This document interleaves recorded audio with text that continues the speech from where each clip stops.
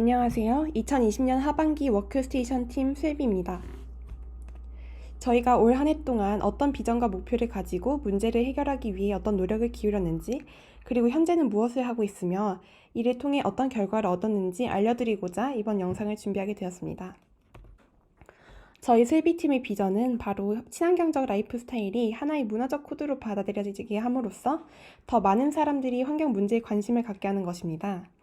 친환경적 라이프 스타일을 일종의 문화 코드로 받아들여지게 한다면 더욱 자연스러운 수용이 가능해지기 때문입니다. 이러한 비전을 보셨다면 저희가 주목하는 현상이 무엇인지 쉽게 짐작하실 수 있을 것 같습니다. 바로 기후변화 대응인데요. 올해 2020년은 산업혁명 이전인 120년 전에 비해 지구 기온이 1.2도 상승한 해였습니다. 혹시 올해 여름 전국적으로 내렸던 홍수를 기억하시나요? 이 홍수는 우리나라만 덮친 것이 아니었습니다. 아시아 여러 나라가 유례없는 강우량으로 홍수 피해에 시달렸습니다.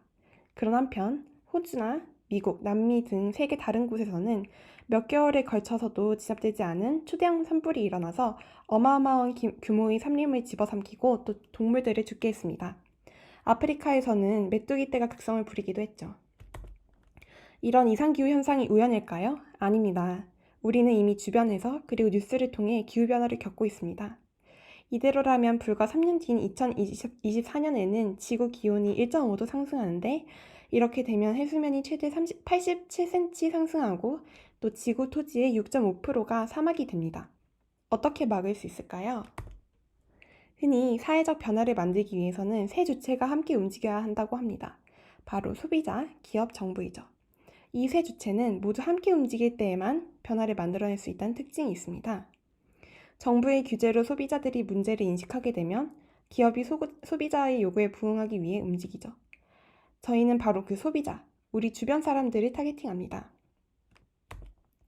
실제로 저희 슬비팀이 지난 10월 진행한 설문조사에서 환경 문제를 알고 있으며 일상생활에서 가능한 범위 내에 환경보호를 실천한 사람 중 환경보호를 포기하고 싶었던 적이 있다고 답한 사람 129명에게 그 이유가 무엇인지 물어본 결과 가장 많이 선택된 선택지는 소비자로서의 선택권이 부족하기 때문이란 답변이었습니다. 환경보호를 하려고 해도 카페나 음식점에서 의료용품을 쓸 수밖에 없거나 친환경 제품에 대한 선택지가 부족하다는 것이죠. 이 과정을 조금 더 세분화해서 보여드리겠습니다. 환경오염이 갈수록 심각해지고 우리는 그 영향을 일상생활에서 느끼는 수준이 되었습니다. 그런데 이상하죠. 요즘은 뭐든지 친환경이다, 필환경이다 하는 트렌드가 나오고 있고 환경 문제를 진지하게 고민하는 사람들도 늘어난 것 같은데 왜 아직도 지구 온도가 상승하는 뉴스를 매일같이 보게 되는 것일까요? 답은 간단합니다. 사람들이 인식이 변하고 있긴 하지만 그 속도가 환경 오염의 속도를 따라가지 못하고 있는 것이죠. 아이러니하게도 환경에 대한 관심이 그 어느 때보다 높은 지금 편리함에 대한 수요도 점점 커지고 있습니다. 배달 음식, 배달 문화, 일회용품 등이 지금보다 더 많이 쓰인 때가 있을까요? 어떤 설문조사 결과에 따르면 우리나라 사람의 70% 이상이 환경 문제가 심각하다는 사실 자체는 인지하고 있다고 합니다. 그런데 왜 실천까지 나아가지 못하는 것일까요? 아무래도 이런 편견 때문이겠죠. 환경보호를 하면 좀 구질구질하거나 모양 빠지게 살아야 하는 거 아니야? 아니면 유기농이나 친환경 제품은 항상 비싼 것 같은데 이런 인식 말입니다. 그래서 저희 슬비는 우리와 같은 일반 사람들에게 친환경 라이프 스타일이 어렵고 지저분하거나 또는 번거롭고 비싼 것이라는 편견 대신에 쉽게 일상생활에서 실천 가능한 트렌디한 바람이라는 것을 알리고자 합니다. 실제로 저희 팀의 설문조사에 따르면 환경보호에 관심이 없다고 답한 사람 중 많은 사람이 만약 환경보호를 할 때 생활비가 절약될 경우에 환경보호를 실천할 것 같다고 답했습니다. 이는 환경보호에 관심이 없는 사람일수록 자신에게 직접 도움이 될 경우 환경보호 의지가 높아진다는 것을 의미합니다. 그런데 실제로 성수동의 제로웨이스트 샵인 더피커를 운영하는 송경호 대표는 인터뷰에서 오랫동안 제로웨이스트를 실천한 사람들은 오히려 생활비를 절약했다고 언급했습니다.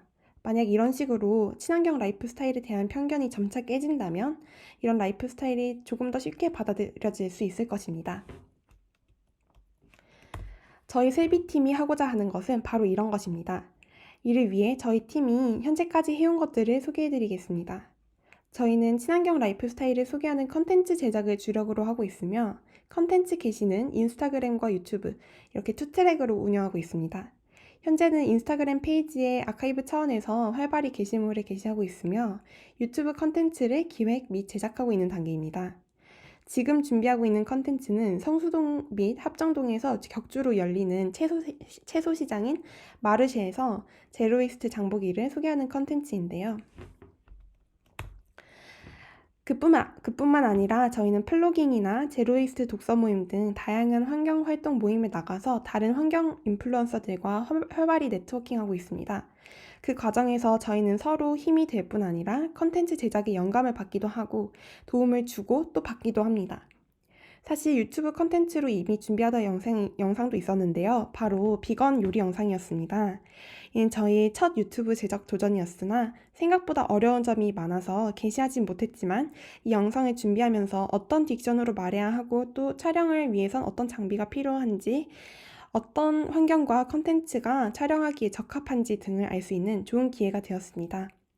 이 경험을 바탕으로 저희는 현재 다른 컨텐츠를 준비하고 있습니다. 앞으로도 많은 시행착오를 겪겠지만 그 과정에서 성장하는 수비팀을 잘 지켜봐 주시기 바랍니다. 감사합니다.